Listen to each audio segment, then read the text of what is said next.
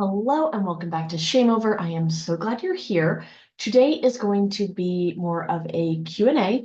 So I've randomly picked questions that I've seen asked and just going to give my honest thoughts, feedback, opinion on it. So we will kind of jump right in. If you do have any questions, if you want to be featured at all, send me a DM. Shoot me an email, hello@shameover.me, whatever works. I do have a form on my Instagram page as well that you can fill out that submit questions. You can be interviewed on the podcast. So if any of that is interesting to you or of interest, please let me know. Besides that, we are just going to jump right in because these are a lot of the type of questions that I hear a lot, that I get a lot, that I see a lot. So first one, and again, these have been selected randomly. So let's see. Is moderation actually possible, or is it a slippery slope to bad habits? Many books, documentaries, and other groups are set in the thinking that moderation is not possible. You just end up drinking more because alcohol is a drug. That's what it is designed to do. Alcohol disrupts our dopamine as well, so everyday activities can seem dull without alcohol. I don't know, I just wanted to hear success stories because I haven't seen them yet. I'm determined to change, just doesn't look promising from other people's stories. So there's a lot of good stuff in there. I am a big believer because of myself that yes, moderation is possible. You can learn how to do it. That being said, moderation is not possible for everyone. It is not for everyone. And it takes a lot of work. So the slippery slope, yes, absolutely. But all things are, especially if it has become a habit. If you are working on changing a habit, it's going to be a slippery slope falling back into that habit, regardless of what it is, a positive or a negative one. Even if you started working out and you consistently have been working out 5 days a week, you're hitting the gym, you're doing great when it comes to how you eat clean, all of that.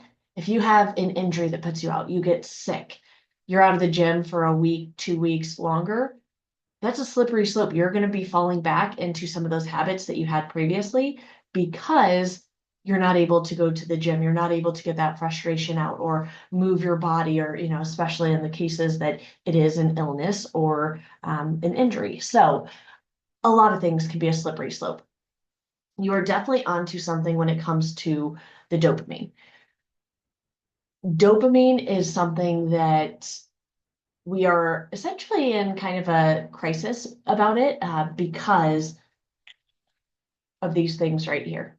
These are pure dopamine hits that we get essentially 24/7. So alcohol also provides that dopamine hit, but with the alcohol, the dopamine hit is not the whole time you're drinking. The dopamine hit is thinking about it and then cracking the bottle, opening the can, whatever that is, and the first sip. That is the dopamine hit. It's not the entire time you're drinking. So the dopamine hit is real, and that's why the more you can take out the dopamine hits, it's going to be beneficial for you. But this is also in all areas. What I see so often is when people are working on their drinking, for example, what are they doing? They're spending more, they're eating more, they're having more sex, they're whatever it is. They are participating in other behaviors that are getting them that dopamine hit. So if you try to get rid of this dopamine hit without doing the work on yourself and doing the overall problem, which is in this case, dopamine, you're going to get the same thing just elsewhere. So you're replacing one bad habit with another habit that if it's not a bad habit, it could turn into one if you don't do it well, thoughtfully, intentionally, mindfully, and most of all in moderation.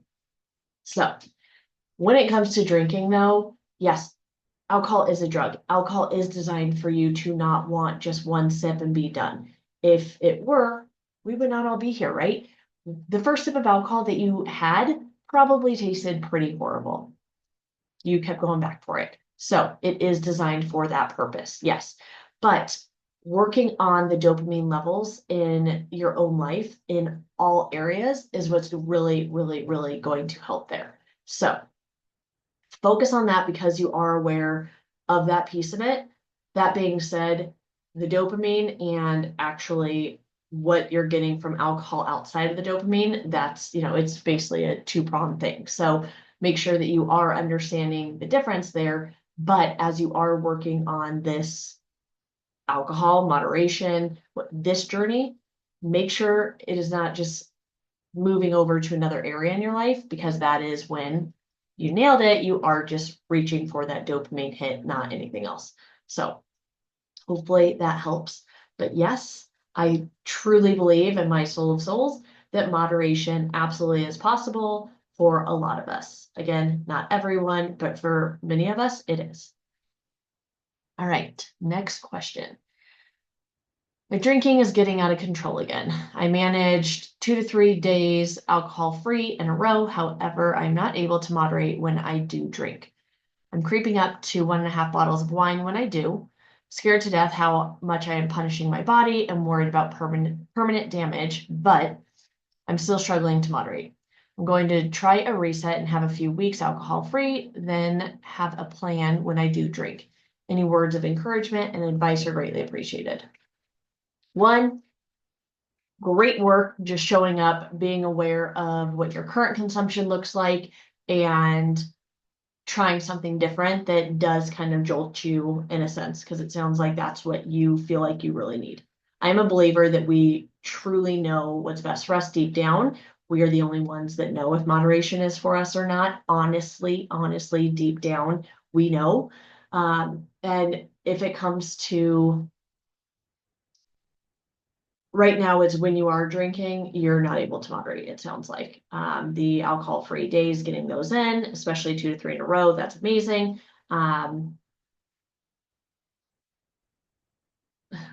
Sorry, got to put my watch on airplane mode. Since you're creeping up to 1.5 bottles of wine when you do have a drink, the easiest thing you could do is not have more than 1 bottle of wine accessible at any time. So either don't buy it, don't bring it in the house, literally lock it up, put boundaries on yourself to make it harder to access it and easier to make good decisions. I'm a huge proponent of booze-free options. Especially there are some really great wine options, especially if you like whites, rosés, sparkling. Red is a little bit tougher to find, but there are still some really good red options. What I've found is a lot of the ones that I have liked have been a lot more expensive. But again, you're going to be spending money regardless. Why not have it be something that is not going to make you feel like shit the next day? So that being said, something that is so simple that is very incredibly hard to do in the beginning. If you're like me, I did not leave a lone soldier, a man down. So this was very challenging in the beginning. Now could care less. But if you are drinking 1.5 bottles of wine right now, when you open the bottle of wine, pour some of it out. Whether you pour a full glass, 2, whatever, I don't care, pour some out. You cannot drink what is not there, what is not available. And you're either going to pour it down your drain or pour it down the physical drain. So what is going to make you not only feel better about yourself, like emotionally, not in the moment. Yes, of course, alcohol in the moment, we know that. But what's going to make you feel better about yourself emotionally, tomorrow, long term? Why is this important to you? Really understanding your why and what you're doing this all for is so important. Sounds like you're already worried about any of the damage that might be going on.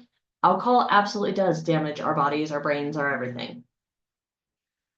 With that, harm reduction that's the reason why I'm here.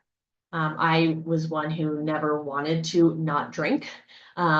Still, I have zero interest in being sober, calling myself sober, anything along those lines. That being said, I sullenly drink now. I just don't feel the need for it very often. When I do, it doesn't hit like it used to. It doesn't taste as good. It doesn't feel as good. I used to love the feeling. Now I don't. But it has taken time to get there. There are definitely things that you can do, especially if you don't want it on insurance. Seek health. They are absolutely fantastic. especially for women. I believe the test could be for everyone. It might just be for women. I'm not sure. But you can find out how alcohol is currently impacting your body. So that is a great option. I will try to remember to put that in the show notes. So you can get I have a discount code to save you some money if you're interested on what damage is actually being done and what you could do preventatively. Besides that, the other thing you brought up was going a few weeks alcohol free and then having a plan when you do drink.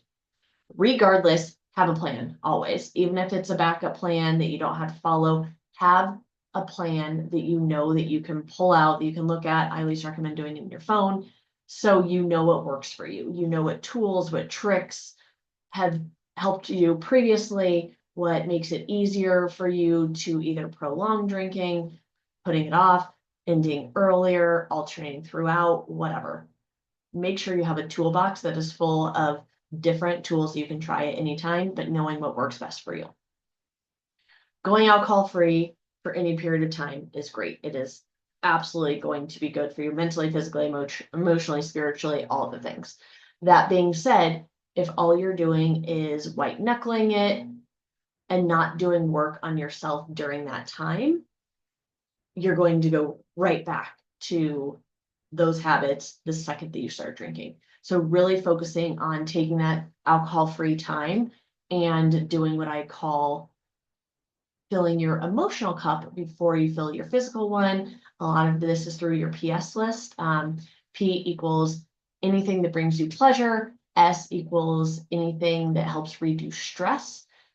Doing something on that list when you feel like drinking is automatically going to start rewire your brain, because when we drink, we're either drinking for pleasure or we're drinking for that stress relief. We want to feel something good. We want to, feel the lightheadedness or the buzz or the whatever, or we don't want to feel. We want that stress relief. We want to numb out. We want our brain to slow down or stop for just a second.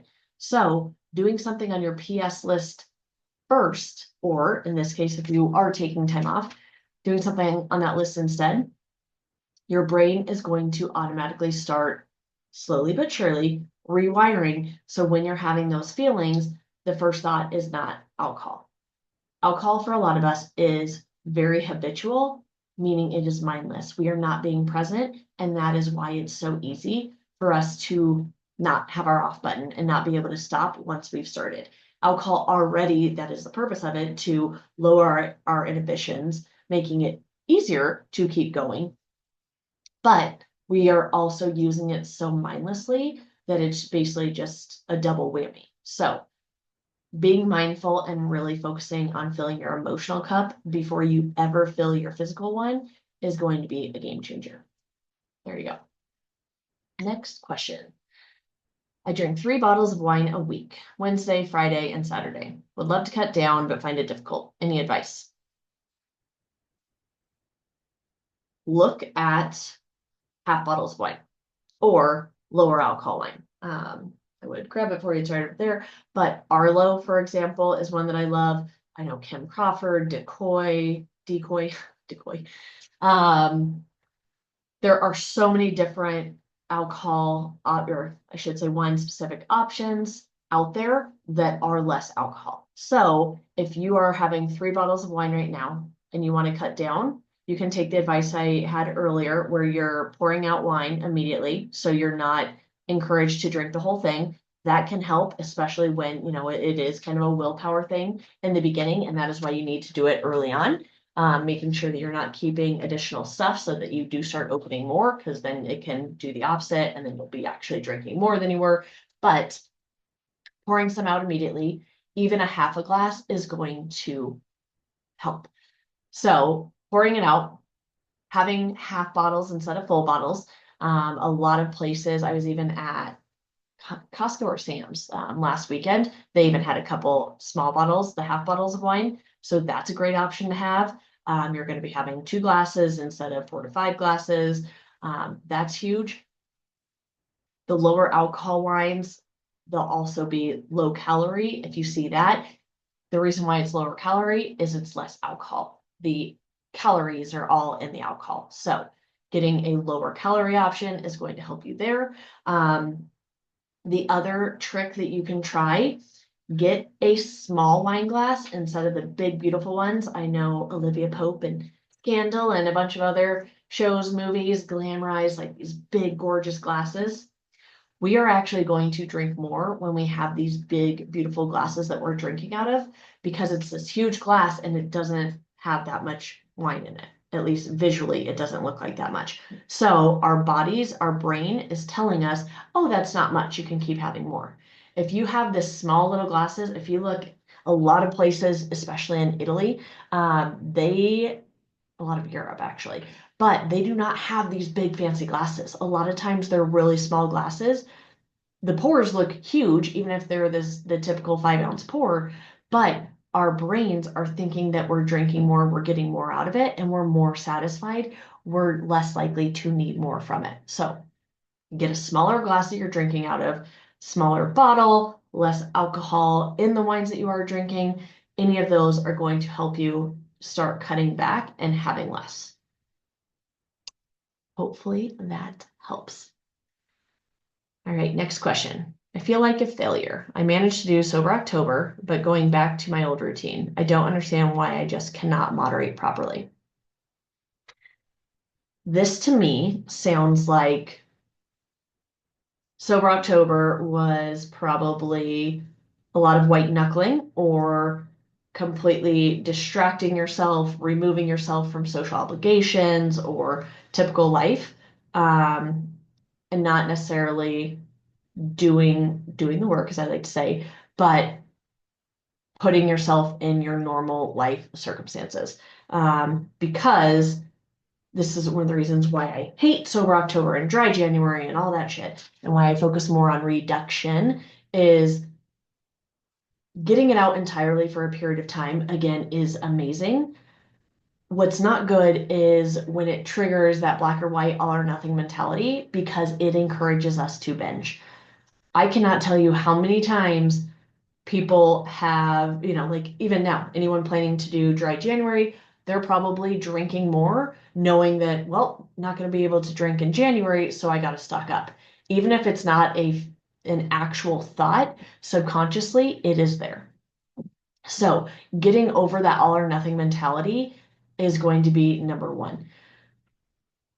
Because of our survival, when it comes to food, for example, our ancestors didn't know where their next meal was coming from. So they would eat as much as they can, knowing that they literally had to stock up.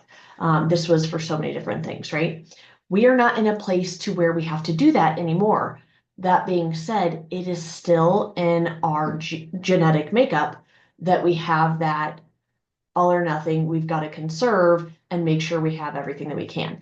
It has been a part of our survival as a species, so it's a part, again, of our genetic makeup. Focusing on moderation, on your mindset, on I can have that, I get to have that, I choose not to, making it a choice is going to work wonders. Again, I am to the point to where I seldomly drink. When I do, I very, very seldomly even have 2 drinks. I think this past weekend I had 2 drinks, which I don't know the last time I'd done that. And it was because there were 2 excellent, excellent, excellent cocktails. Very cute little ones. But anyway,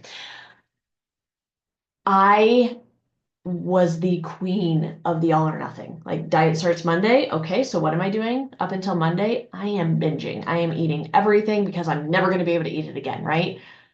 That's exactly what happens. And that is very dangerous when it comes to alcohol. Again, why I don't love people going completely abstinent for a period of time unless they are really dedicated to doing this work and understanding why they're drinking, when they're drinking, what their triggers are, and really learning how to fill that emotional cup first so that when they do start filling their physical ones again, they already have some better skills, coping mechanisms, stress management, all of these things, so that they don't automatically turn to alcohol again once they're feeling these feelings, because especially once you've not had it for a period of time, aka 30, if you haven't done the work for that awareness, it makes you want it that much more. And when you do have it, you're going to want it more because, again, that triggering all or nothing mentality I need to conserve. So I think that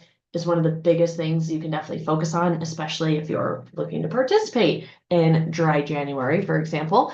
That is where my focus is dry-ish January. How can you, or damp January, whatever you want to call it, how can you focus on the reduction? And if you decide to go completely dry, that's amazing. I will absolutely celebrate that and encourage that and be a part of every second of supporting you in that. But what are you doing during that time to work on you? Because for most of us, especially those of us who moderation is possible, the drinking is not about the drink. When it's literally you have to drink basically 24/7, moderation is likely never going to be possible. I will be the first to admit that.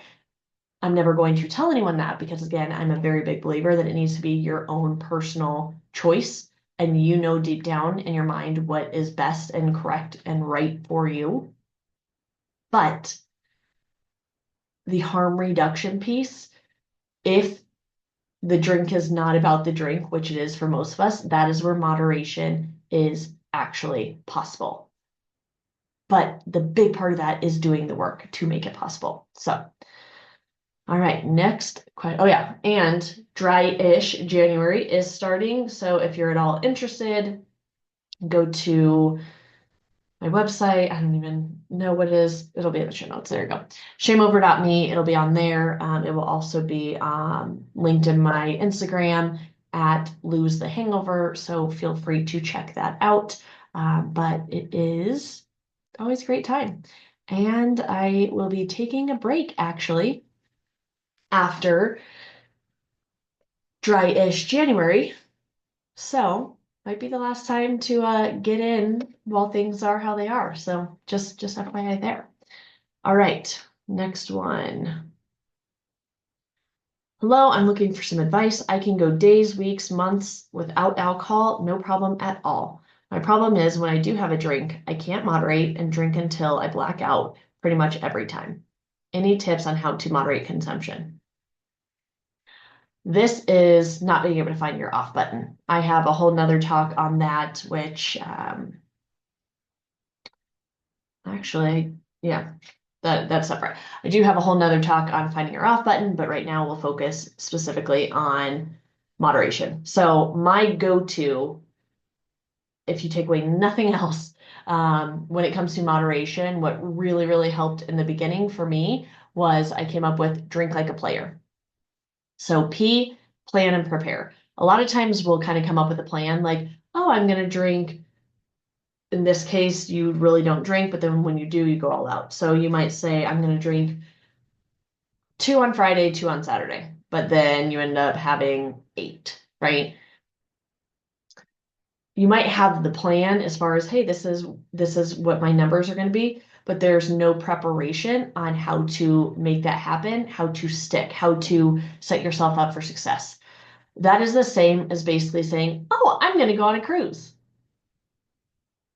and never booking the flight, never booking the ticket for the ship, never booking anything, right? You can't just say, I'm going to do it, and then you magically show up and you're there, right? It is the same when it comes to this. And I know we don't necessarily think of it that way, but planning and preparing go hand in hand, and most people plan, but they fail to prepare. Again, that's like saying you're going to go on this trip and you forget to buy the ticket. So to set yourself up for success, actually come up with the plan that includes the preparation piece so that you are ready to be successful for that day. So that's the P. L, start later. I don't care if it is 30 minutes later, 1 hour later, put a time on it. A lot of times, witching hour for a lot of people is kind of that 5 to 7 o'clock hour. Not for everyone, but in this case, I'll just say a lot of people that I work with, it's typically that after work, before dinner time period. Lost my train of thought for a second. So if that is the time that you typically start drinking, then push it back. You cannot have your first drink until 7 o'clock. Because if you're used to starting at 5, now you're starting at 7, obviously you're going to have to figure out what to do during that time. Again, this is where you go to your PS list, but figuring out something else to do during that time, pushing it back, is going to help shorten the window of when you drink. A, alternate. For every alcoholic beverage, have at least one, if not two or more, non-alcoholic beverages, preferably water, soda water, sparkling water, anything along those lines, things that are hydrating without the calories, the sugar, all of that crap. Because alcohol is dehydrating. We know that. The reason why we're having hangovers and that type thing is our body is essentially depleted of hydration and nutrients, so we need to get that back in. So making sure that you're staying hydrated, providing that some nutrients and balance is going to help. Do not replace it with soda or all the sugary cocktails substitutes if you can.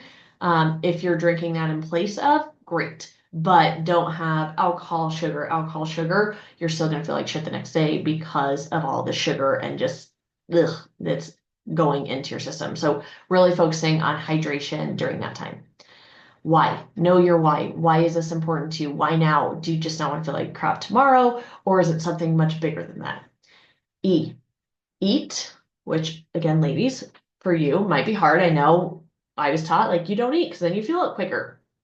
There's a reason why Europe, even Utah, they do not serve alcohol without something to eat, even if it's nuts or bread or something. Eat, it helps absorb some of it. It helps slow you down. It helps you be a little bit more mindful. So eat and end earlier. If you're starting later and ending earlier, as long as you're not playing catch up during that window, you are going to naturally be drinking less during obviously that time period. Instead of being completely open, now you have 2 hours. Okay, great. If you have a drink an hour, now you're down to 2 drinks. That is perfect. So, and earlier, R, rest and repeat. We cannot get the REM rest that we're looking for, that is really when our body and brain does what it needs, if we are drinking, especially drinking heavily. So keeping yourself from getting to that point will allow you to be able to get the rest that you need, to reach the REM that you need to feel better the next day. So that is my drink like a player. Plan and prepare, start later, alternate, know your why, eat and end earlier, rest and repeat. So there you go. That is my advice for really how to start with the moderation game. That is going to help drastically. I have a bunch of other tips, ideas on that can also help with that, but I'll do that on a separate podcast. All right. Binging. I used to drink a lot nearly every night. Recently, I went alcohol-free for a month and have been allowing myself to drink once a week, but I binge drink and find it hard to stop. Is this really bad? The fact that you're not drinking every night is great. That being said, if you're drinking the same amount in one night that you used to drink every night, obviously that's not good. I would really, really, really encourage you to focus on mindfulness and just that harm reduction. Again, pour out just one of those drinks. Really checking in with yourself and being mindful. Slowing down is going to be huge. If you need, gamify it. If you are drinking alone, you can see how long it can take you to make a drink last. I made a martini last 2 hours. Wouldn't necessarily recommend it. Martinis are a lot better when they're, very cold. But I wanted to see how long I could make it last, and it was almost 2 hours. And at that point, I was just like, oh, I don't really want this. So make it last. See how long. Play a game, whether it's with yourself or if you're out. If it's with your friend group, or find someone else at the bar or restaurant, see if you can make your drink last longer than theirs. So, find different ways to make it fun, to gamify it, that is encouraging you not only to slow down, but to be present, intentional, and mindful. When you are drinking mindfully, you cannot overdrink because you're in tune with yourself, with your body, and you are not needing to just drink it super fast and keep on going. So, intentional, being present, and being mindful is going to help a ton. But again, really focusing on that harm reduction piece, even if it is a half a drink less, it's going to help. It's going to add up over time. All right. I keep telling my boyfriend I don't have a problem with drinking, but the minute he's gone, I want to drink to lose myself and my worries. When he's here, I can't abstain. What are your thoughts on how bad I am in this possible addiction? That is a very tough situation to be in. It sounds like there's some trust there with whether you guys have had issues or problems, or if it's just the shame piece and you don't want to be honest, especially since you said I keep telling my boyfriend I don't have a problem with drinking. I don't know if he's brought it up or what, but sounds like at least one of you is concerned. The one thing that I know to be true is as soon as you are lying about it, there's an issue. And what I mean with that is whether you're lying to someone else or you're lying to yourself, nobody wins in that situation. What I would really focus on is you said lose myself and my worries. What are those worries? Instead of drinking, especially as soon as he leaves, when you feel like you're going to do that, again, that's where the PS list comes really in hand, or can be very handy. But take that time to, maybe it's your journaling, maybe it's your meditating, maybe you are moving your body and getting some physical energy out. One rule that I had come up with that definitely transformed a lot for me is I do not drink for negative emotions. So if I am worried or anxious, or normally for me it's stress, I'm just so done, I'm exhausted, I'm over the day. I don't drink for those reasons anymore, because anytime I feel that way, I'm going to want to drink. So I completely stopped doing that. And now I've rewired my brain that when I'm having a day like that, I do not even think about alcohol, let alone crave it. So when you are having these down moments, when you're worried, when you're anxious, when you're having these bad feelings, you're drinking to relieve that discomfort, and you need to practice being uncomfortable. You need to practice feeling the feelings that are really hard to feel. And I don't know how the relationship is between you and your partner, but if you do have one where you feel like you can talk and open up, it is so much easier having someone else's support in this than doing it alone. That being said, it has to be for you, and you have to do it for yourself. You have to do it by yourself, in the sense that we are human. Your partner is never going to be able to be there all the time. Plus, you don't want it to change your dynamic and have it be to where you feel like you're being babysat or watched or anything along those lines. So that's where having the conversation, again, depending on the relationship, may or may not be what makes sense. But you need to find a safe space where you can talk about these worries, these fears, these, whatever's coming up for you, and get them out. Because as long as you're drinking them, they're staying in. They're going to come out sometime, some way. You need to go outward instead of inward. And that is where filling your physical cup, filling your emotional cup is going to be very, very, very beneficial for you. So, all right, it looks like I have one more. I have the stupid thing in my brain that compels me to finish all of whatever I start drinking. If I open a bottle of wine, I drink the whole bottle, whether I really want it or not. If I buy a 6-pack of beer, I'm drinking the whole 6-pack. How do I train myself to stop that? I just go on autopilot, it seems. I need to break out of the habit, and I'm open to any suggestions. You are not alone in this at all. I think the best thing for you to do immediately, instead of buying the whole 6-pack, buy a 4-pack, or just buy an individual beer or two. When it comes to the bottle of wine, I don't care how nice the bottle of wine is, force them out immediately. It's hard. It's going to feel weird in the beginning. And I was the kind that's like, well, I don't want to waste it, and that's wasting money, and the whole wasteful thing. Again, it is either going to go down your drain or it's going to go down another drain. What would you rather have tomorrow? And this is where mindset is going to come very much into play. I'm curious if you might have been raised with you have to finish everything on your plate, or if you have the wasteful thing, or if shame kind of came into there, if you didn't finish anything, if you had things go to waste.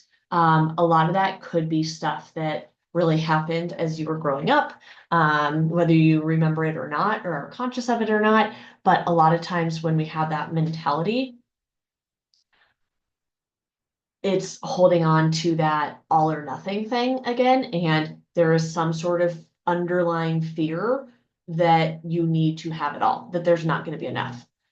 There's going to be enough. You can buy more. There will be some there tomorrow. So that is where really focusing on your mindset shift is going to be a game changer.